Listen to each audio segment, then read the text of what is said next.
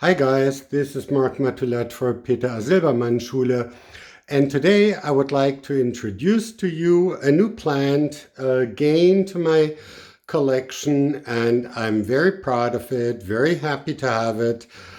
It came today, and we're going to be repotting the plant, and I'm going to tell you some care tips and where the plant is growing, where it is at home, what family it belongs to.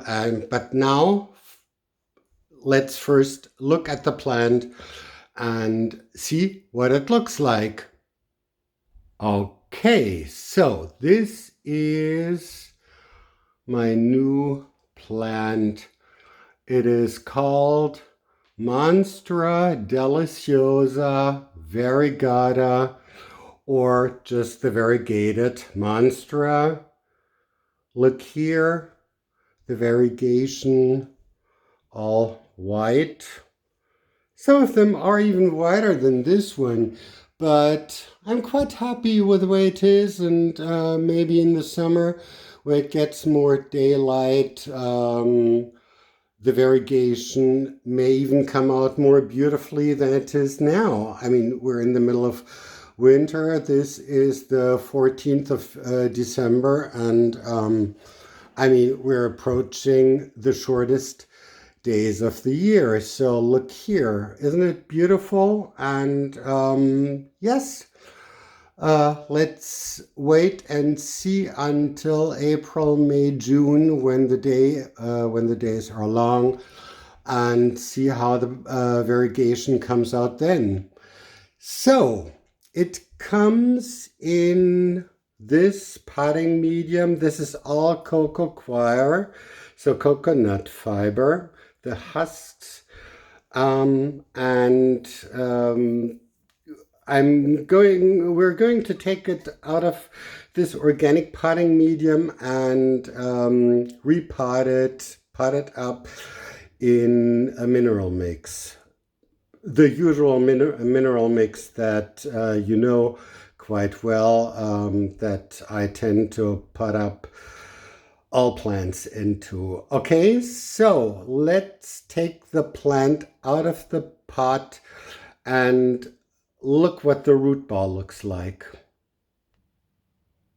So here we are.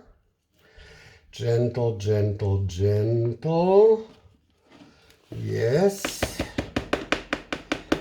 Okay. So the first thing we can see is this plant is a cutting.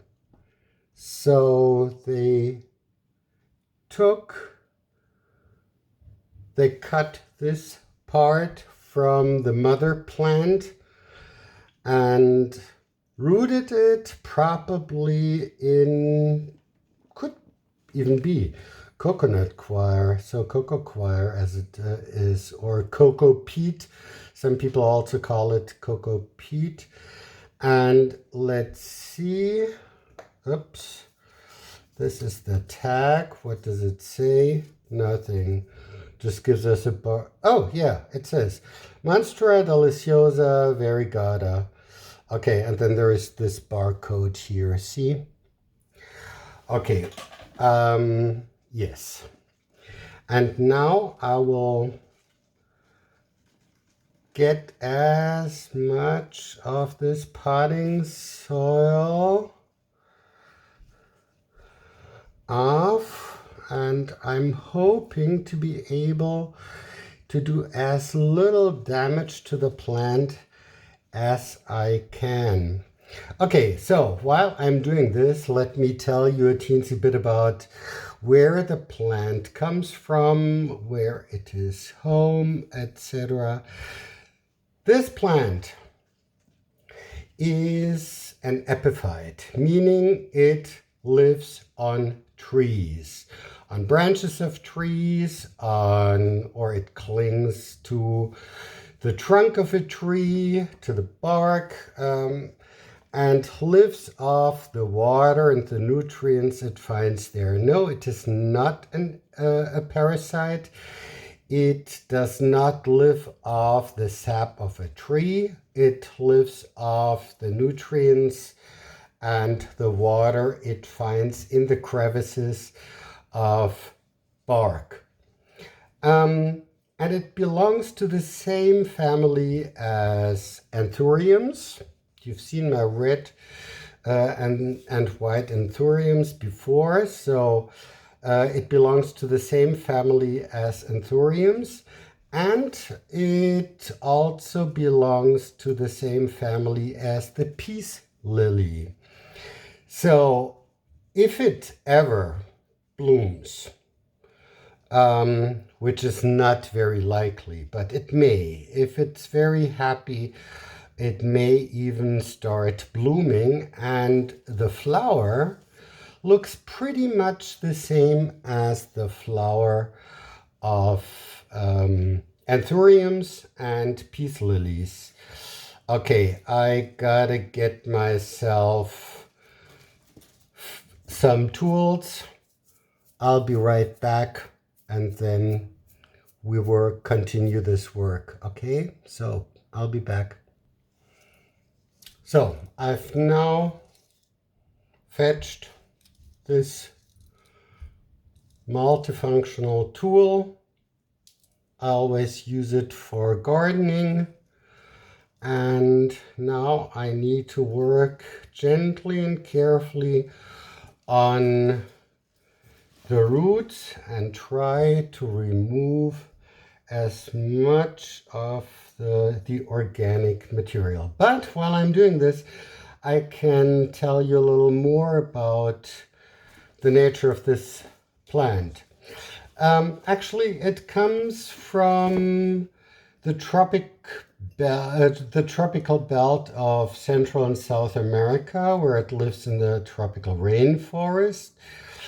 And as the size of the leaves, those large leaves suggest, it doesn't get very much light because it lives under the canopy of trees of the rainforest, and this means it needs these huge leaves to collect as much sun as it can get. No, not sun, but light.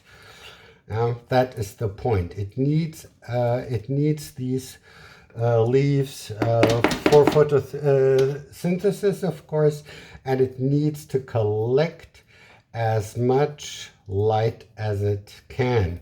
And under the canopy of trees, of tropical rainforest trees, there isn't all that much light anyway. So this also tells us something about the light requirements in our homes. It wants bright light.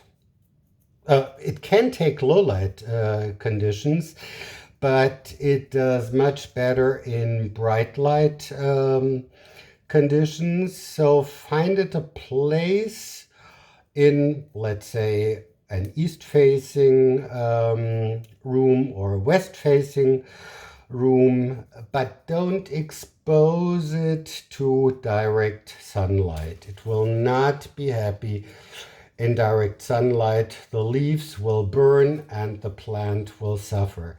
So anything that offers bright light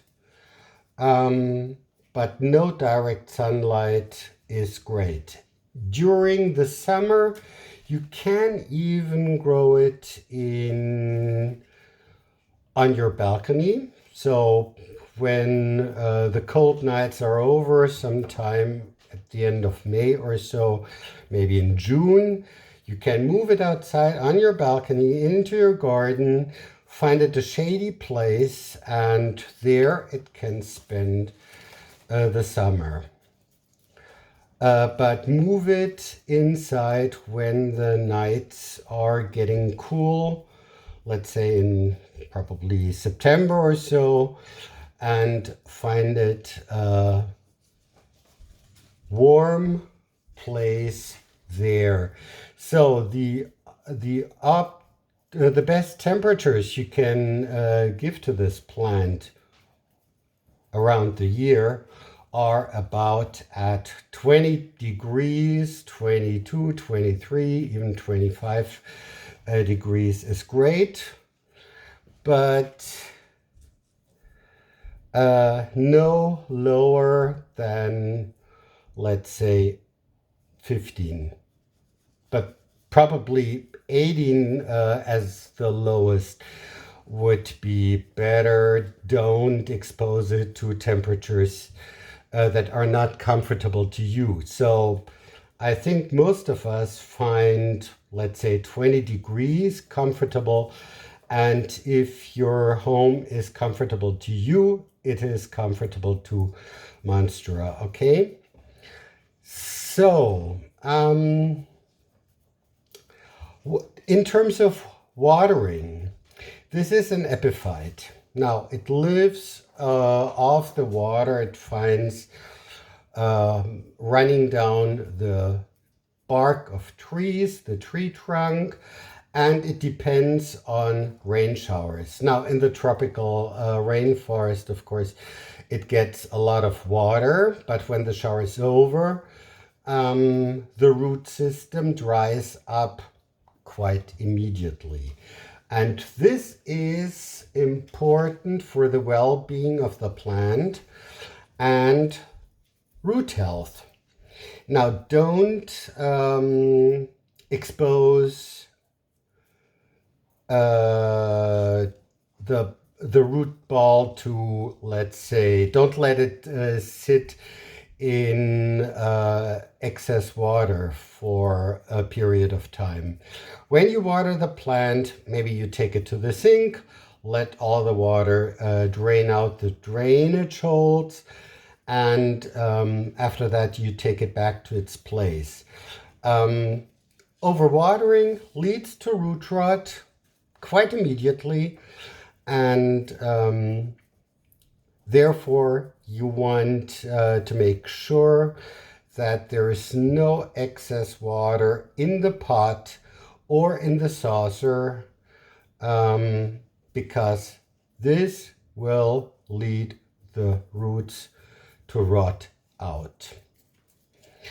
You want to keep the potting medium permanently moist, and I mean moist.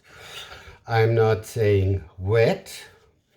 And you don't want to let the root ball dry out completely. This is no good for the plant. To tell you the truth, this root ball looks quite healthy and well. So there are more roots on this side than this side, but the root ball is absolutely fabulous. And look at this. This is also great. Okay, so what I'm going to do now, I don't think I will get more organic material out of the root ball with this chopstick. So I will now rinse the root ball. Running water, 30 degrees, no more than that. And yes, I will collect the water here. So, can you see? Not very well, can you? No, wait a second, I have to readjust the camera lens. Okay, I will readjust it. Let's see if I can do this. So, here we go. Here we go again. Now you can look and see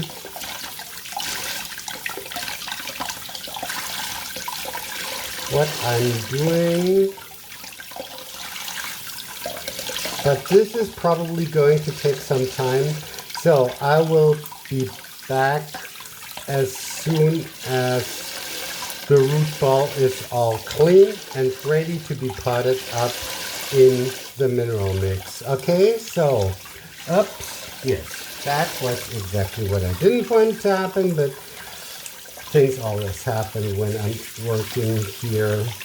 Look at the white tips of the roots. These are all as healthy as can be. See you in a minute.